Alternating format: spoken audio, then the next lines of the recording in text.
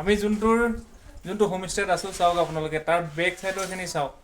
মোৰ কেমেৰাই কভাৰ নকৰিব পাৰে কিন্তু বেক চাইডত দেখি গোটেই দাৰ্জিলিংখন দেখা পায় ইয়াৰ পৰা এইফালে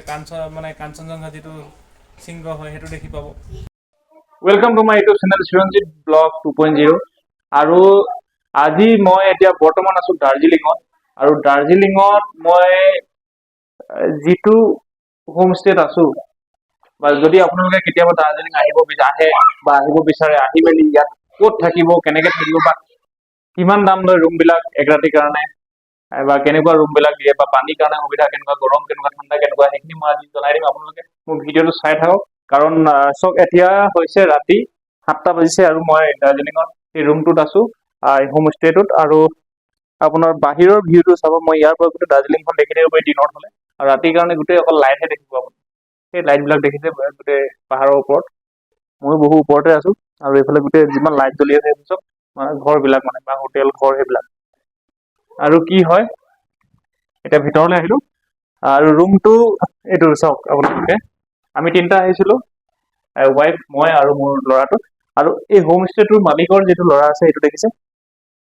ইও একদম মানে আমাৰ ল'ৰা ৰিয়ানৰ লগতে একেলগতে পঢ়া মানে ক্লাছ 1ৰ হয় ছেম এজৰ হয় তো সেইকাৰণে দুইটা একদম পাৰ্টনাৰ হৈ গ'ল আৰু পাৰ্টনাৰ হৈ দুইটা এতিয়া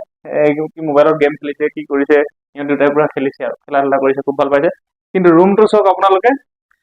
ডাবুল বেডৰ ৰুম হয় চব মানে 2খন বেড আছে দেখিছেনে দুইখনেই মানে আপোনাৰ ডাবুল बेड आप लोग देख लीजिए यहाँ पे दो बेड है 2 बेड मुझे मिल रहा है यहाँ पे उसके साथ साथ ये दोनों बेड डबल बेड है और यहाँ पे देखिए ये ड्रायर भी है यहाँ पे कुछ रख भी सकते हैं आप लोग यहाँ पे 2 है ऐसा দুটা আছে আৰু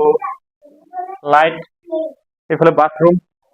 এইটো বাথৰুম চাব আপোনালোকে ইয়াত বাথৰুমটো আছে বাথৰুমটো মই খুলি দিছোঁ এইটো চাওক কি ধুনীয়া বাথৰুম হয়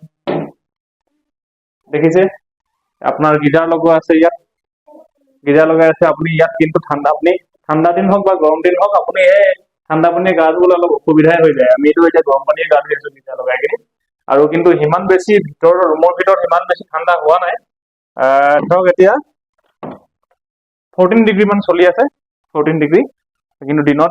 দিনত মই এইটো যিটো মোৰ হাত দীঘল যিটো দেখিছে এইটো হাত দীঘল স্পৰ্টিং এইটো পিন্ধিয়ে মই দিনটো কটাই দিলোঁ কিন্তু হাফ পেণ্টে পিন্ধি থাকিলোঁ বাৰু যদিও ঠাণ্ডাটো অলপ লাগিছিলে মানে ধৰক আপোনাৰ পাতলা হেৰি এটা পিন্ধি ধুনীয়াকৈ এদিন থাকিব পাৰে এই অক্টোবৰ ছিজনত ঠাণ্ডা দিন হ'লে বেছি ডিচেম্বৰ হ'লে বেছি ঠাণ্ডা আহি যাব কিন্তু ৰুমটো ইমানখিনি সুবিধা দিছে এইফালে আপোনাৰ খিৰিকী আছে পৰ্দা লগাই দিছে এখন ড্ৰেছিং আইনা দিছে দেখিছে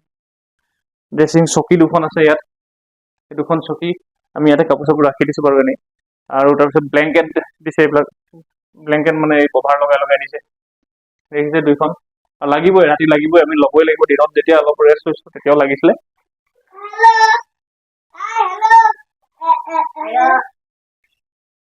এইটো হ'ল ৰুম আৰু ৰুমটো ইমান সৰু নহয় চাওক আপোনালোকে 20 ফুট বাই 10 ফুট 20 বাই 10 ফিটৰ এটা ৰুম হয় আৰু যদি বোলে আপোনালোকে ভাবে যে মই ইয়াত নাখাওঁ হোমষ্টেৰ পৰা নাখাওঁ খোৱাটো বাহিৰত খাওঁ তেতিয়াও খাব পাৰে বৰ এটা বেছি নলয় ইয়াত মানে কিন্তু আমাৰ